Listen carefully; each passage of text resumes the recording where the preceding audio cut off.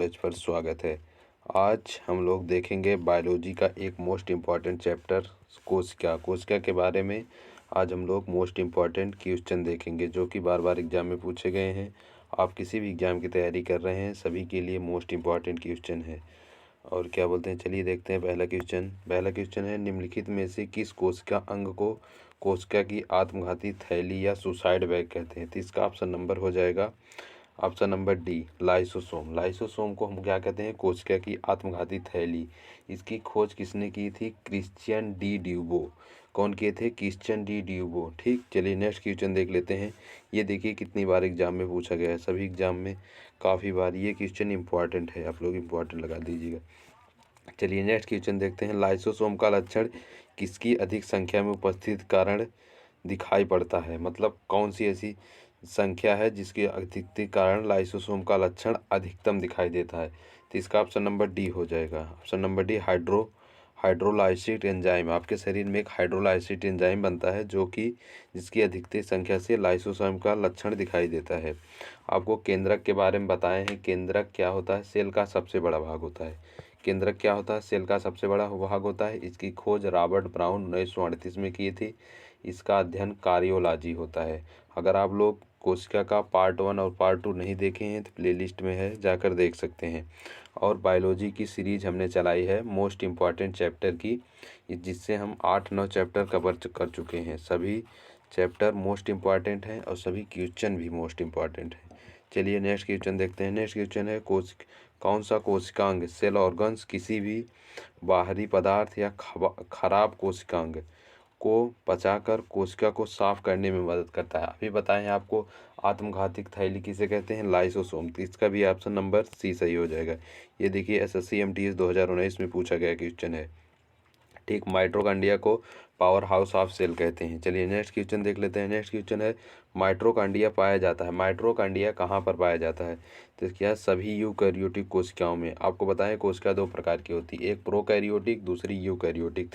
सभी यूकैरियोटिक में माइटोकॉन्ड्रिया पाया जाता है। ये भी यूपीपीएससी जूलॉजी बॉटनी 2006 में 2006 में पूछा गया था।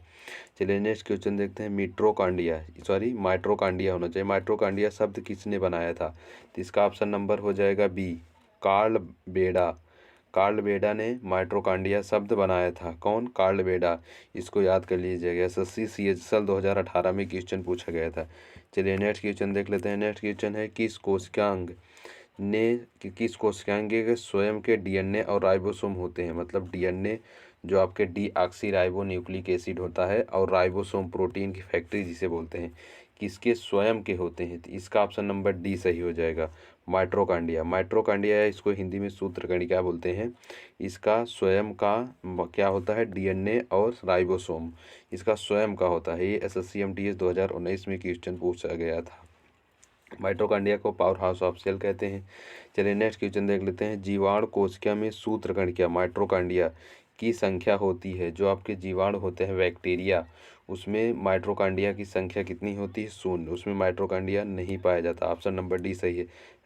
एसएससी सीएचएसएल 2014 का ये क्वेश्चन पूछेगा। आप अगर एसएससी सीएचएसएल का एग्ज़ाम देना चाहते हैं तो ये वीडियो ज़रूर देखिएगा। चलिए नेक्स्ट क्वेश्चन देख लेते हैं। जीवाणिक कोशिकाओं में नहीं होता है। जो आपके जीवाणिक कोशिकाएं होती हैं उसमें नहीं होता है माइटोकॉन्ड्रिया। सूत्रकणिका या माइटोकॉन्ड्रिया इसी को बोलते हैं। राइबोसोम को प्रोटीन की फैक्ट्री बोलते हैं। ठीक, और राइबोसोम क्या है? सबसे छोटा कोशिकांग है। जो आपके सेल होता है, कोशिका होता है, उसका सबसे छोटा कोशिकांग पूछे तो राइबोसोम। और राइबोसोम प्रोटीन की फैक्ट्री को कहते हैं। इसकी खोज जॉर्ज फैलेडे कहते हैं। कौन किए थे? जॉर्ज फैलेडे। ठीक, जॉर्ज फैलेडे ने की थी। ठीक, और क्या बोलते हैं, अगर पूछे सेल का सबसे बड़ा भाग तो उसे केंद्रक कहते हैं। इसका ऑप्शन नंबर डी सही हो गया। चलिए नेक्स्ट क्वेश्चन देखते हैं। कोशिकाओं में चयापचय की क्रिया कहाँ होती है? चयापचय लिखा है, इसमें उपापचय होना चाहिए। तो इसका ऑप्शन नंबर बी हो जाएगा। माइटोकॉन्ड्रिया में उपापचय की क्रिया होती है, तो ऑप्शन नंबर बी हो जाएगा। न्यूक्लियस केंद्रक के बारे में आपको बताए हैं, क्या होता है ये। इसकी खोज कौन किया था? Robert brown. कब किए थे? न्यूक्लियस 1938 में। कहाँ पर मृत कोशिका की खोज की थी? इसका अध्ययन केंद्रक का अध्ययन कार्डियोलॉजी होता है। सेल का सबसे बड़ा भाग केंद्रक ही होता है। ठीक, चलिए नेक्स्ट क्वेश्चन देख लेते हैं। नेक्स्ट क्वेश्चन है, वह कोशिका अंग है जिसमें श्वसन और ऊर्जा उत्पादन के जैसी रासायनिक प्रक्रियाएं होती हैं। वह कौन सा कोशिकांग है जिसमें श्वसन और रासायनिक प्रक्रियाएं? तो माइटोकॉन्ड्रिया। इसका ऑप्शन नंबर भी कौन है? माइटोकॉन्ड्रिया ए। ठीक, राइबोसोम, प्रोटीन फैक्ट्री, न्यूक्लियस के बारे में आपको बता ही दिए हैं। चलिए नेक्स्ट क्वेश्चन, ये एसएससी सीएचएसएल 2016 में क्वेश्चन पूछा गया था। नेक्स्ट क्वेश्चन देख लेते हैं। निम्नलिखित में से कौन सा कोशिकांग कोशीय श्वसन के लिए उत्तरदायी होता है? ऐसा कौन सा कोशिकांग है जो कोशीय श्वसन के लिए उत्तरदायी होता है? तो इसका ऑप्शन नंबर भी बी सही होगा, माइटोकॉन्ड्रिया या सूत्रकणिका। केंद्रक के बारे में आपको बताए हैं गोल्जी बॉडी के बारे में आपको बता दें, इसकी खोज कैमिलो गोल्जी ने की थी। कौन? Camillo Golgi. ये क्या करता है? भोजन को पैकिंग करता है। कौन? Golgi body. चलिए नेक्स्ट क्वेश्चन देख लेते हैं। नेक्स्ट क्वेश्चन है, निम्नलिखित में से किसको कोशिका का शक्ति ग्रह पावर हाउस कहा जाता है? इसको आपको बताएं अभी। इसका ऑप्शन नंबर बी हो जाएगा, क्या? माइटोकॉन्ड्रिया या सूत्रकणिका को कोशिका का शक्ति ग्रह। ये देखिए कितना इंपॉर्टेंट क्वेश्चन है, कितनी बार एग्जाम में पूछा है। SSC MTS, SSC CPO, SSC CGL, देखते हैं कितने एग्जाम, बहुत सारे एग्जाम में पूछा गया। चलिए नेक्स्ट क्वेश्चन देख लेते हैं। कोशिका की ऊर्जा के रूप में किसे जाना जाता है? अभी आपको बताएं, कोशिका की ऊर्जा इसमें होती है एटीपी, एडिनोसिन ट्राईफॉस्फेट। इसका ऑप्शन नंबर कौन हो जाएगा? Adenosine triphosphate. Option number B हो जाएगा। ठीक, ऑप्शन नंबर बी हो जाएगा। एडिनोसिन ट्राईफॉस्फेट को कोशिका की मुद्रा कहते हैं। ठीक, चलिए नेक्स्ट क्वेश्चन देख लेते हैं। नेक्स्ट क्वेश्चन है, निम्नलिखित में से किस कोशिका अंग में पायरुवेटिक अम्ल टूटकर कार्बन डाइऑक्साइड, जल तथा ऊर्जा में परिवर्तित हो जाता है? जो आपके पायरुवेटिक अम्ल होता है, इसी कारण आपको क्या होती है? थकान महसूस होती है। इसका ऑप्शन नंबर सी सही हो जाएगा। सूत्रकणिका या माइटोकॉन्ड्रिया में टूटकर क्या होता है? कार्बन डाइऑक्साइड और जल एवं ऊर्जा में परिवर्तित हो जाता है। एसएससी सीजीएल 2017 में क्वेश्चन पूछा गया था। नेक्स्ट क्वेश्चन है, समिकेंद्रीय कोशिका में निम्नलिखित में से कौन सा कोशिका अंगत जीवाणु कोशिकाओं के पार्श्व या परिग्रहण के द्वारा विकास प्रक्रिया के दौरान प्राप्त किया जाता है? तो इसका ऑप्शन नंबर हो जाएगा डी, माइटोकॉन्ड्रिया कोशिकाओं के जीवाणुओं पराबंध या परिग्रहण के द्वारा विकास प्रक्रिया के दौरान तैयार किया जाता है। कौन? माइटोकॉन्ड्रिया। ठीक, चलिए नेक्स्ट क्वेश्चन देख लेते हैं। नेक्स्ट क्वेश्चन है, निम्न में से किस कोशिका द्रवी कोशिकांग को यूकैरियोटिक कोशिकाओं के भीतर प्रोकैरियोटिक कोशिकाएं माना जाता है? किसको माना जाता है? तो इसका ऑप्शन नंबर ए हो जाएगा। सूत्रकणिका या माइटोकॉन्ड्रिया को हम प्रोकैरियोटिक कोशिकाओं के भीतर, यूकैरियोटिक कोशिकाओं के भीतर प्रोकैरियोटिक कोशिकाओं में माना जाता है। ठीक, आपको लाइसोसोम के बारे में बताए हैं। लाइसोसोम क्या कहते हैं? आत्मघाती थैली कहते हैं। गोल्जी बॉडी के बारे में बताया, इसकी खोज कैमिलो गोल्जी ने की थी। ये क्या करता है? भोजन को पैकेज करने का काम करता है।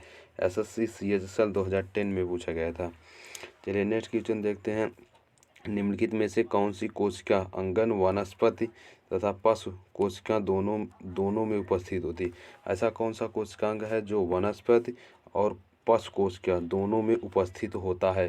तो इसका ऑप्शन नंबर हो जाएगा डी। कौन सा? डी, सूत्रकंठ्या। माइटोकॉन्ड्रिया दोनों में पाई जाती है। हरित लवक केवल वनस्पति में पाया जाता है। लाइसोसोम ये भी कोशिका भित्ति भी वनस्पति पाई जाती है। कोशिका भित्ति मानव में नहीं पाई जाती है। ठीक, मानव में कोशिका भित्ति नहीं पाई जाती है। और एक बैक्टीरिया आपको बताए हैं जिसका नाम है माइकोप्लाज्मा। सभी बैक्टीरिया में कोशिका भित्ति पाई जाती है, लेकिन माइकोप्लाज्मा एक बैक्टीरिया है जिसमें कोशिका भित्ति नहीं पाई जाती। तो इसका ऑप्शन नंबर डी सही होगा। चलिए नेक्स्ट क्वेश्चन देख लेते हैं। नेक्स्ट क्वेश्चन है, निम्नलिखित में से कौन सा कोशिकांग केवल पादप कोशिकाओं में स्थित होता है? तो इसका ऑप्शन नंबर डी सही हो जाएगा। माइटोकॉन्ड्रिया केवल पादप कोशिकाओं में स्थित होता है। प्लास्टिक, इसका ऑप्शन नंबर बी हो जाएगा। प्लास्टिक केवल कहाँ पाया जाता है? केवल पादप कोशिकाओं में। पादप पूछ रहा है, माइटोकॉन्ड्रिया दोनों में पाया जाता है। एसएससी सीपीओ 2017 में क्वेश्चन पूछा गया था।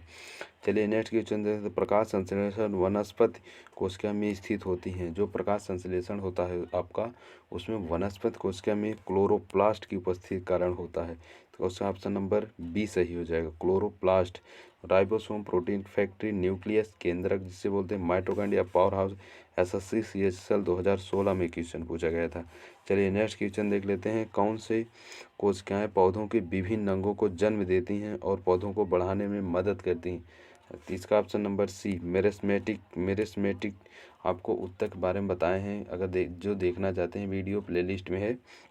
मेरिस्मेटिक टिश्यू जो होता है वो विभिन्न अंगों को जन्म देते हैं और पौधों को बढ़ाने में मदद करती हैं। ये एसएससी CHL 2016 में क्वेश्चन पूछा गया था। चलिए नेक्स्ट क्वेश्चन देख लेते हैं। नेक्स्ट क्वेश्चन है, निम्नलिखित में से कोशिका का नियंत्रण केंद्र कौन है? निम्नलिखित में से कोशिका का नियंत्रक के कौन है? तो इसका ऑप्शन नंबर हो जाएगा कौन? 71 का ऑप्शन नंबर सी सही है। कौन? इसी लाइसोसोम। लाइसोसोम को आत्मघाती थैली कहते हैं और क्या होता है? कोशिका का नियंत्रण केंद्र। ठीक, चलिए एसएससी CHL 2016 में पूछा गया था। केंद्रक के बारे में आपको बताए हैं। केंद्रक की खोज रॉबर्ट ब्राउन 1938। केंद्रक सबसे बड़ा भाग है सेल का, इसका अध्ययन कार्डियोलॉजी होता है। और आपको बता दें पादप किसमें? पादप सेलुलोज में। ठीक, पादप कहाँ होता है? पादप का पाचन सेलुलोज में। फंगस काइटिन, बैक्टीरिया जीवाणु का पैक्टिन सतह होती है। और कोशिका भित्ति पारगम्य होती है। आपको बता दें कोशिका भित्ति जो होती है, जो मनुष्य में नहीं पाई जाती है, वो क्या होती है? पारगम्य होती है। लेकिन आपको पूछिए कोशिका झिल्ली ये कैसी होती है? अर्धपारगम्य होती है। ठीक, नेक्स्ट क्वेश्चन देख लेते हैं। एक कोशिका के केंद्रक में कौन सा द्रव पाया जाता है? कोशिका के केंद्रक में कौन सा? इसको न्यूक्लियोप्लाज्म या केंद्र द्रव कहते हैं। न्यूक्लियोप्लाज्म या केंद्र, इसका ऑप्शन नंबर सी सही हो जाएगा। ठीक, जीव कोशिका के अंदर जो द्रव पाया जाता है उसे कोशिका द्रव कहते हैं। और जीव द्रव जो आपके जीव में कोशिका के अंदर जीव होती है उसके अंदर जो द्रव पाया जाता है उसे जीव द्रव कहते हैं। चलिए नेक्स्ट क्वेश्चन देख लेते हैं। नेक्स्ट क्वेश्चन है, निम्नलिखित में से किसको किसी कोशिकांग में अचल संपत्ति माना जाता है? अचल संपत्ति मतलब वो चल नहीं सकती थी। इसका ऑप्शन नंबर डी हो जाएगा न्यूक्लिक अम्ल। न्यूक्लिक अम्ल आपके कोशिकांग में चलता नहीं है। ठीक, कार्बोहाइड्रेट का आपको बताए हैं कार्बोहाइड्रेट के बारे में। और वसा, फैट जिसे बोलते हैं, प्रोटीन, ये सब पढ़ा चुके हैं। आप लोग वीडियो देखना चाहते हैं प्लेलिस्ट में बनी है, जाकर देख सकते हैं। निम्नलिखित में से न्यूक्लिक अम्ल हेतु एकलक कौन है? न्यूक्लिक अम्ल हेतु एकलक कौन है? तो इसका ऑप्शन नंबर सी सही हो जाएगा, न्यूक्लियोटाइड्स। न्यूक्लियोटाइड्स जो होता है यही है आपका क्या है? न्यूक्लिक अम्ल का एकलक। न्यूक्लिक अम्ल का एकलक कौन है? न्यूक्लियोटाइड। कौन है? न्यूक्लियोटाइड। इसका ऑप्शन नंबर सी सही है। ठीक, डीएनए को डीऑक्सी राइबो न्यूक्लिक एसिड बोलते हैं। आरएनए को राइबो न्यूक्लिक एसिड बोलते हैं। एसएससी सीपीओ 2016 में पूछा गया था। एसएससी एमटीएस 2011 में पूछा गया है। चलिए नेक्स्ट क्वेश्चन देख लेते हैं। नेक्स्ट क्वेश्चन है, लास्ट क्वेश्चन है, डीएनए का पूर्ण रूप क्या है? अभी आपको बताएं डीएनए का पूर्ण रूप है डीऑक्सी राइबो न्यूक्लिक एसिड। इसका ऑप्शन नंबर डी सही हो जाएगा। एसएससी सीजीएल 2017 में पूछा गया, एसएससी CHL 2016 में पूछा गया था। सभी क्वेश्चन इंपॉर्टेंट हैं। आप चलिए लास्ट क्वेश्चन देख लेते हैं। डीएनए की द्वि कुंडली संरचना का पता लगाया गया था किसके द्वारा? तो इसका option Watson and Crick, D सही है। वाटसन एंड क्रिक ने डीएनए का द्वि कुंडली संरचना का पता लगाया था। ये थे लगभग 25 क्वेश्चंस। इसका हमने पार्ट 3 किया है बायोलॉजी में, सेल चैप्टर का पार्ट 3 किया है, क्योंकि सेल काफ़ी लंबा चैप्टर है और इससे इम्पॉर्टेंट क्वेश्चन बनते हैं, हर एग्ज़ाम में क्वेश्चन पूछे जाते हैं, इसलिए हमने इसका 3 पार्ट बनाया है। अगर आप लोग पहला और दूसरा पार्ट नहीं देखे हैं तो प्लेलिस्ट में जाकर ज़रूर देखें सभी क्वेश्चन। सभी पार्ट में हमने 25 क्वेश्चन किए थे जो कि बार बार एग्जाम में पूछे गए हैं। जैसे एसएससी सीजीएल जितने क्वेश्चन कराए हैं सब देखिए बार बार एग्जाम में पूछे गए, या एसएससी एमटीएस, एसएससी सीपीओ। तो आप अगर किसी भी एग्ज़ाम की तैयारी कर रहे हैं तो ये सभी क्वेश्चन इंपॉर्टेंट हैं। प्लीज़ इसे रट लें, ठीक, और याद कर लें। और जिसके बाद हमने डिस्कशन भी किया है क्वेश्चन के साथ। तो अब आपको एक और बता दें, प्रोटोप्लाज्म की खोज कौन किया था? पुरकिंजे। ये क्वेश्चन छूट गया था एक। तो ये थे 25 क्वेश्चन जो कि मोस्ट इम्पॉर्टेंट थे। अगर ये वीडियो आप लोगों को अच्छी लगी तो इसे लाइक करें, शेयर करें एवं सब्सक्राइब करें चैनल को। वीडियो देखने के लिए आपका धन्यवाद।